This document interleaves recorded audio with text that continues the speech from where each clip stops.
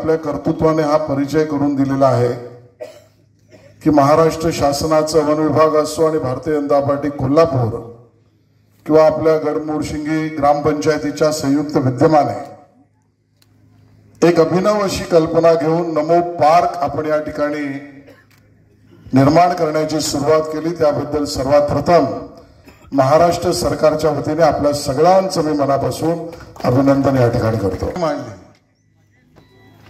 छोट्या छोट्या गोष्टींमध्ये सुद्धा राष्ट्रहित आणि राष्ट्रकार्य यालाच वाहून घेतलं पाहिजे असं जीवन म्हणजे प्रधानमंत्री नरेंद्र मोदीजींचं जीवन आहे। आज आपण सगळेच जण एकत्र आलो तो त्यांना त्यांच्या 75व्या वाढदिवसानिमित्त मनोकामना शुभकामना आणि निरोगी आयुष्य त्यांना लाभो अशी शुभकामना देण्यासाठी आलेलो आहे।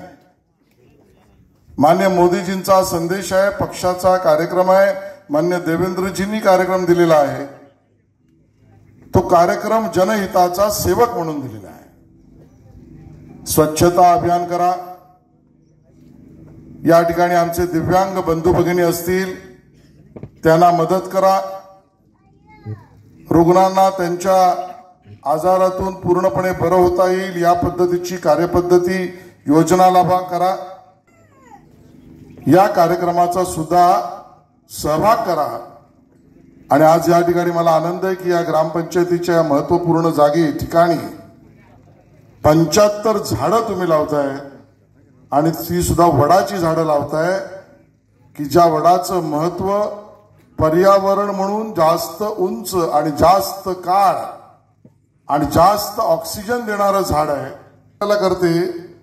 आणि म्हणून साधू संतांनी सांगितलं वृक्षवल्ली आम्हा सोयरी या पद्धतीची भूमिका मांडली आहे। कोल्हापुरी आमच्या पुण्य अशा धार्मिक नगरीचा भाग आहे।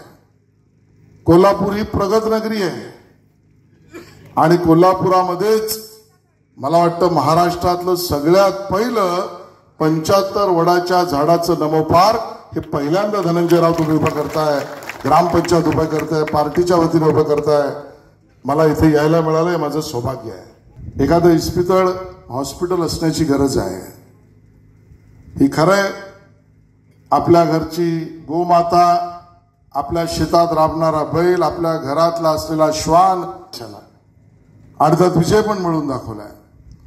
आणि म्हणून या पद्धतीचं प्राण्यांसाठी वन विभागाचं इस्पितळ आणण्याचा प्रस्ताव तुम्ही फक्त टाका, सरकार तर मदत करेल, नाही केलं तर धनदांडग्या मुंबईतल्या माणसाचा CSR मी घेऊन येईन, पण या ठिकाणी आपण त्या कामाला सुरुवात करू।